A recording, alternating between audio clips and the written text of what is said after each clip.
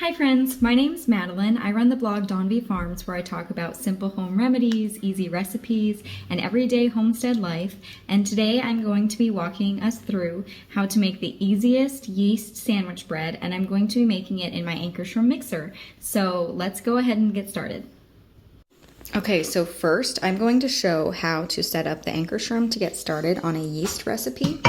So first you're going to fit the bowl. It fits pretty easily. Then you are going to attach the paddle attachment.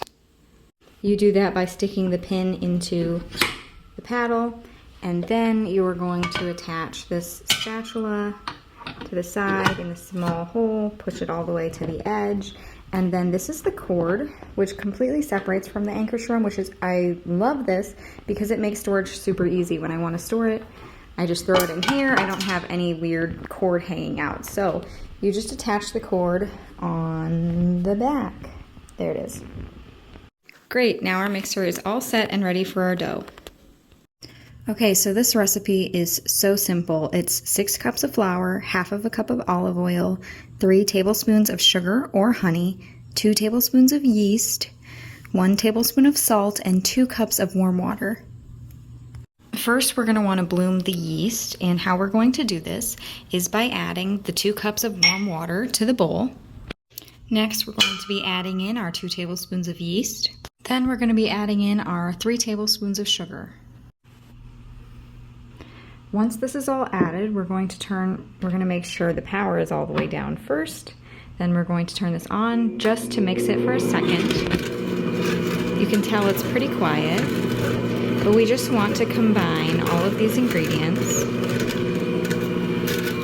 Now we just covered the mixer with a tea towel to insulate any heat that's in there and keep it warm while the yeast activates. So anytime I make a yeast dough, I'm going to activate the yeast first by adding this warm water. You want it to be between 110 and 120 degrees. If it's below 110, it may not activate well, and if it's above 120, then you might kill the yeast because it's too hot. And doing this ensures that the dough is going to rise really well, and also that your yeast will activate, because I have sometimes had my yeast go bad if I have had it in the freezer for a long time or haven't used it. And this just ensures that it's going to be a happy, bubbly yeast before you add the flour to make sure that your dough rises like you want it to. Okay, so it's only been about 5 minutes and you can already tell it's pretty happy bubbly. We'll just wait a couple more minutes until the bubbles are a little bit bigger. While I'm waiting, I'm just gonna prep my bread pan so they don't stick. I like to use glass pans, so I put some olive oil on a paper towel. Then I rub it all over the inside of the pan. After that, I'm going to add a tablespoon of flour and then shake that around the pan so that it is fully coated in olive oil and flour to ensure that the loaves will not stick. Alright, so now I floured the pan, and to get excess flour out, I just flip it upside down, tap it against the counter to shake any of that out, and now we will check on our yeast. Here we go. The yeast is all bubbly and happy inside. You can tell. There's a lot of fluid underneath. This is all bubbles on top. Now we're going to add in the olive oil, salt, then we're going to just mix this on low until it's combined. So for the Ankarsrum, to help things incorporate, you want to be pushing in the paddle as it's turning.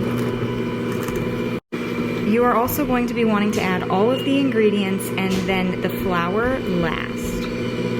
Next, we're going to be adding the flour. This is half freshly milled hard white and half freshly milled hard red. This is 6 cups. This is going to make 2 loaves, and we are going to be adding it to the yeast mixture. Okay, so here's a bird's eye view of how I add flour to the Ankarsrum for a yeast dough. First, I'm going to turn it on. Then I'm just slowly going to incorporate it.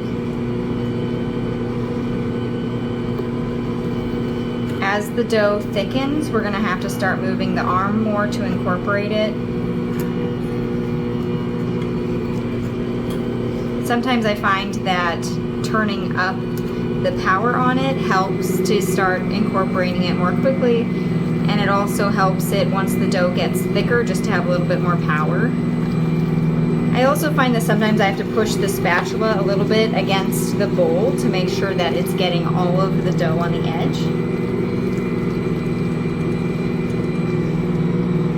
You'll find with a lot of recipes in the Ankarsrum, you actually need less flour than what they call for. So I have 6 cups in this bowl, which is what the recipe calls for, but I'm going to just be adding it slowly and see what I think the consistency should be. And you just want to push in this arm as the dough is starting to increase in thickness. And then there's a pin over here that you can twist to position the arm a little bit off the edge of the bowl once it starts getting thicker.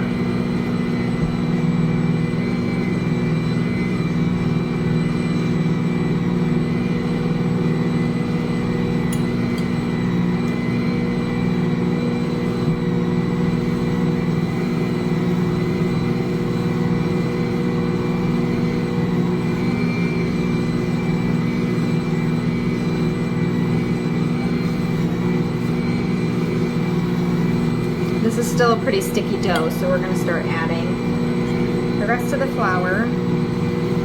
I only have about a 1/4 cup left in the bowl.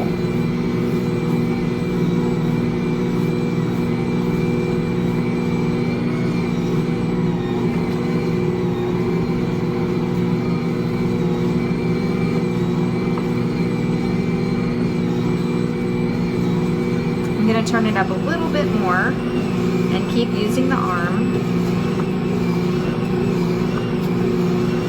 Now that it's more of a solid ball of dough, we're just gonna check and see what the consistency is. I can usually tell if my dough is ready based on the consistency. This is still really sticky, so we're gonna add a little more flour.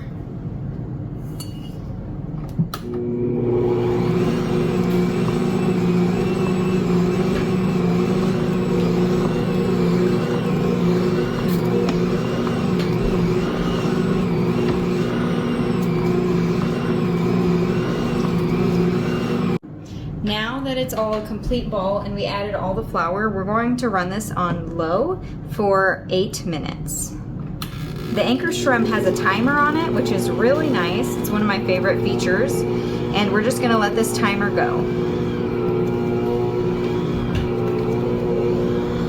As you can tell, I have this arm positioned almost to the center of the mixer so that the dough does not get caught while it's kneading. Okay, so this was kneaded for 8 minutes, and you can tell this beautiful ball of dough is such a good texture. You see how my knuckles just dipped into it and nothing stuck? This is the perfect consistency. Now we put a towel over it, and we're just gonna let this rise until it's doubled in size, between 10 and 20 minutes. Okay, so this is how much it has risen after I actually let it sit half an hour because I was washing some dishes and got distracted. And it's definitely over doubled in size, so now we're just going to roll it out. Okay, so bird's eye view again. I like to use olive oil instead of flour to roll out my dough. It's just a lot cleaner of a process. So I usually just smear the olive oil onto my rolling pin and the table. And then I'm going to take my bread dough and clear the sides of the bowl. Then I'm going to divide my dough into 2 pretty even balls. One is going to be set aside. And then to roll into a loaf, you want it to be roughly 12 by 8. Sometimes, like this dough is very soft and it's not really sticking, so you don't even really need a rolling pin. Sometimes you do. Let's see.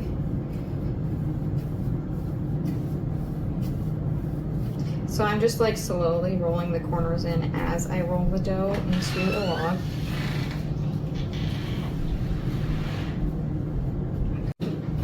So then we pinch the edge of the dough to make sure that the seam is completely sealed, and then we're going to just plop it into one of our prepped containers. Now we're just going to cover these with a tea towel and let them rise about 15 minutes. So these rose about 15 minutes, and now we're going to put them in the oven where they're going to rise even more while they bake. We're going to put these in the oven at 400 degrees for 30 minutes. We're looking for an inside temp between 190 and 200 degrees. Here's the bread freshly out of the oven.